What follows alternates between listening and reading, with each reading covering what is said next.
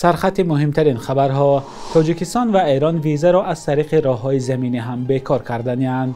مقامات چند نفر را بعد گذاشتن نواری زادروز در اینستاگرام جزا دادند و کمک به ضرردیدگان در رشت. بعضی ساکنان میگویند آنها را فراموش کردند.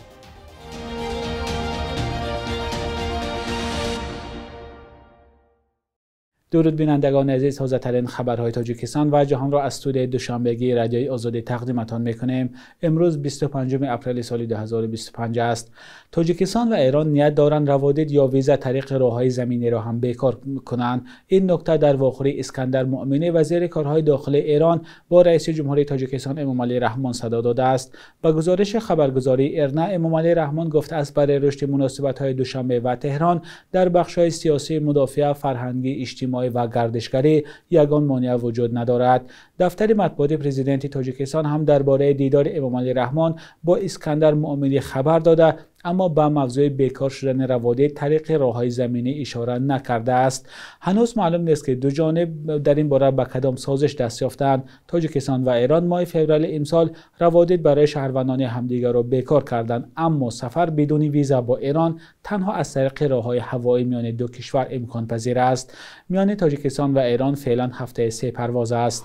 کارمندان پلیس ولایت سوغد میگویند که با نظارت از بالای شبکه‌های اجتماعی چند نفر را برای ویران کردن قانون تنظیم جزا دادند. اکبر شریفی، سخنگوی ریاست کارهای داخلی سوغد، در نوار چند نمونه را شرح داده است. در گزارش مقامات، گنجینه بابای و ساکن ناحیه اش نشان داده شده است که زادروزش را در یک مرکز خدمت رسانی تجلیل کرده است. نوار آراستن دسترخوان و تحفه‌گیری به اینستاگرام راه یافته، مقامات از روی آن بابای را جریمه کردند. نظر این جوان دختر به جریمه شدنش معلوم نیست. در یک حالت دیگر، فرنگز محمود و مالک مغازه در شهر خوجند هم برای گذاشتن نوار حاجی آشی جزا گرفته است. در حالی که نظر محمود و به قضیه معلوم نیست، مقامات میگویند که او بعد سفر حج ضیافت آراسته این حالت را در شبکه‌ها گذاشته است و قانون تنظیم را نقض کرده است. نعمت الله مومنوف، ساکن شهر استرافشان، هم برای آنکه در وقت توی عروسی به سر داماد و عروس پول پاشیده است جزا دادند. این لحظه از سوی مهمان ثبت شده در اینستاگرام گذاشته شده است. مقامات میگویند که همه این افراد را برای نقض قانون تنظیم جشن و مراسم جریمه کردند، اما حجم آن را نگفتند. قانون بحث برانگیز تنظیم که مقامات از آن زیاد توصیف میکنند، برای محدودیت‌های زیادش تنقیدها را به میان آورده است. شماره قربانیان حمله روسیه به پایتخت اوکراین به 12 کس رسید. نمایندگان شهرداری کیف خبر دادند که نجات دهندگان 2 جسد دیگر را از زیر خرابه‌ها پیدا کردند. به اطلاع خدمات دولتی، حالت‌های فوق‌العاده اوکراین در پی حمله هوایی نیروهای روسیه به شهر کیف 90 کس دیگر مجروح شده است. ارتش روسیه شب 24 اپریل با موشک به پایتخت اوکراین حمله کرد. 25 اپریل در کیف ماتم اعلان شده است. شهرداری خارکوف، دومین شهر کلان اوکراین، نیز از حمله‌های موشکی و پهپادی شبانه به این شهر گزارش داد. ایگور ترخوف ابتدا از برخورد 7 موشک سخن گفت و چند ساعت بعد اعلان کرد که حمله‌های گسترده پهپادهای شاهد به خارکوف ادامه دارد. نیروهای هوایی اوکراین روز 24 اپریل اعلام کردند که روسیه شب گذشته به منطقه‌های گوناگون این کشور 215 پهپاد و موشک پرتاب کرد که شماری از آنها را رهگیری و سرنگون کردند. مقامات میگویند که برای ضرردیدگان زمین لرزه در منطقه رشت 483,000 سامانه کمک کردند. به اطلاع کمیته حالت‌های فوق‌العاده، کارخانه دولتی تاجیک سوغورتا برای 34 عائله که پر ضرر دیدند 5000 سامانه جدا کرده است. با 72 عائله قسماً آسیب دیده 2500 سامانه و به خانواده‌هایی که ضرر سبک دیدند 1500 سامانه دادند. همچنین به گفته مقامات، آژانس ذخیره‌های مادی نیز به 70 عائله ضرر دیده در حجم 35000 سامانه مواد غذایی کمک کرده است. به اطلاع رسمی، مقامات به 30 عائله آسیب دیده مواد بی‌ضررگردانی خلور تقسیم کردند. مقامات در حال از تقسیم کمک‌ها برای ضرردیده‌ها میگویند که بعضی ساکنان آسیب دیده در ناحیه رشت گفتند برایشان یگان کمک نرسیده است. از جمله قمرالدین عادلوف، ساکن دهه هزار چشمه ناحیه رشت، به رادیوی آزادی شکایت کرد که در پی زمین لرزه به جز خانه، بناهای دیگری روی حولی ویران شدند، اما برایش یگان کمک نکردند. روز 13 اپریل زمین لرزه منطقه رشت، شهر دوشنبه و چند گوشه دیگری تاجیکستان را تکان داد. بر اثر این آفت طبیعی یک نورسی 3 ساله در ناحیه رشت جان باخته، 16 کس دیگر مجروح شدند. به اطلاع رسمی، در پی زمین لرزه در ناحیه‌های رشت و تاجیک‌آباد 65 خانه پره و 193 خانه قسماً ویران شده و 150 منزل دیگر آسیب سبک رسیده است. مقامات اعلام کردند که برای برطرف کردن عاقبت‌های زمین لرزه ستاد تشکیل شده است.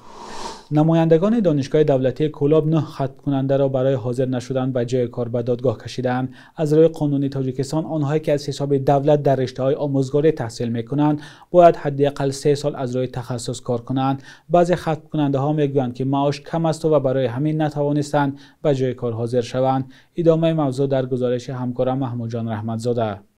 نوریدین آموزگار جغرافیا است. 5 سال پیش دانشگاه دولتی کولاب را ختم کرد. اما با جای درس دادن در یکی از مکتب‌های میانه که شرط تحصیلی بپول و گرفتن دیپلم است، به مهاجرت کاری به روسیه رفت. مسئولان دانشگاه او را به جوابگری کشیدند. 7000 سومونی یا از او زیادتر بود یا کمتر بود دادم دیپلم گرفتم. در روسیه خیلی کار کردم، کارا خوب بود. اگر من اون معلمی میکردم، نه خانه میکردم، نه ماشین گرفتم میتوانستم. برای همین یاد اومدیم به روسیه کار کردیم. شخصی که بخش آموزگاری را در تاجیکستان با پول بودجه میخواند باید 3 سال در مکتب کار کند. هر سال دانشگاه دولتی کولاب را 10 ها کس با کسب آموزگاری به پایان میرسانند. تعداد آنها در سال 2024 281 کس بوده است. 9 نفر به دادگاه کشیده شدند تا پول 5 سال تحصیل را به بودجه دولت سپارند. سال 2024 281 نفر این روی آموزگاری طریق بودجه خود تزریقی ختم کردم. از این 109 نفر این به جای کار حاضر شدند. 60 روزه تشکیل می‌دهد. از این 94 نفر با سبب به جای کار حاضر نشدند و 18 نفر این 6 روزه تشکیل می‌دهد که به جای کار حاضر نشدند. 9 نفر ما علاقه به سود پیش میاد شد. از این 5 نفر مبلغ‌های بودجه دولتی را برگرداندند در حجم 13125 سوم. مقامات میگویند تعداد چنین افراد در مقایسه با سالهای گذشته کمتر می شود. در سال 2019 هم 81 دانشجوی سابق دانشگاه کولاب را برای حاضر نشدن به جای کار به جوابگری کشیده بودند. بیشتر آنها پسران هستند و اساساً کمی معاش را دلیل می‌آورند. معاش یک آموزگار در تاجیکستان به حساب میانه تقریباً 1650 سومانی برابر به $150 است و در مقایسه با کشورهای دیگر منطقه کمتر. در حال حاضر در مکتب‌های تاجیکستان قریب 300 آموزگار نمی‌رسد. آنهایی که یا به سبب کمی معاش به تجارت و کشاورزی گذشتند یا به مثل قهرمان گزارش ما نوریدین به مهاجرت کاری به روسیه رفتند.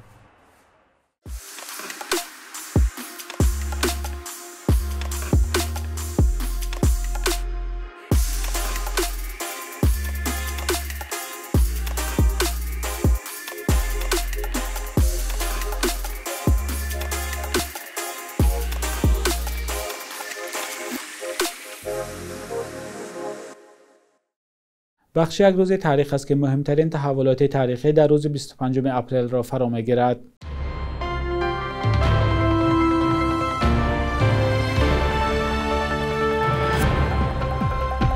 25 اپریل سال 1900 عبدالرحیم حاجیبویف نخستین رئیس شورای ناظران خلق یا سروزیر تاجیکستان شوروی تولد شده است که نقشش در بنیاد جمهوری سوسیالیستی بحث برانگیز یاد می شود.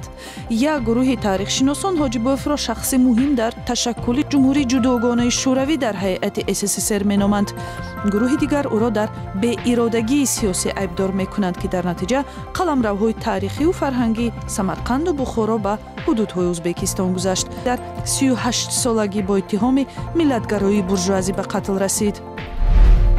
بهار سال 1973 را سابقه‌داران حزب نهضت اسلامی زمان تأسیس این گروه در تاجیکستان می‌نامند، هرچند ثبت نام رسمیش 12 سال بعد در اوج پاشخوری SSSR صورت گرفت. حزب نهضت اسلام همچون یکی از طرف‌های جنگ شهروندی سال‌های 90 در هیئت اتحاد اپوزیسیون زیر سازشنامه صلح امضا گذاشت و چند عضوش به حکومت شامل شد. این تشکل تا سال 2015 یگانه حزب دینی رسمی در قلمرو آسیای مرکزی بود که در پارلمان تاجیکستان نیز نماینده داشت، ولی تیر ماه سال در کوشش تبادلات دولتی گناهکار و با قرار دادگاه ممنوع و تروریستی اعلان شد، اتهامی که مسئولین این حزب همیشه رد کردند. 25 اپریل سال 1917 هنرپیشه معروف تئاتر و سینمای تاجیک توفا فاضلова تولد شده است. هنرپیشه مردمی اتحاد شوروی 68 سال عمر دید. سالیان زیاد در تئاتر اپرا و بالتی به نام صدرالدین عینی و تئاتر درامایی به نام لاهوتی دوشنبه کار کرده یکی از هنرپیشه‌های شناخته سینمای تاجیک هم بود. شبانه روز اخیر قرب روبل روسیه و هم دلار آمریکایی در برابر اسعار ملی سامانه تقریبا بی تغییر بود. صبح امروز در بانک تجارتی تاجیکستان 1000 روبل روسی به 133 سامانه برابر است 100 دلار آمریکایی باشد. از 1043 تا 1060 سامانه ارزش دارد. قرب رسمی بانک ملی تاجیکستان برای 25 اپریل چنین تعیین شده است.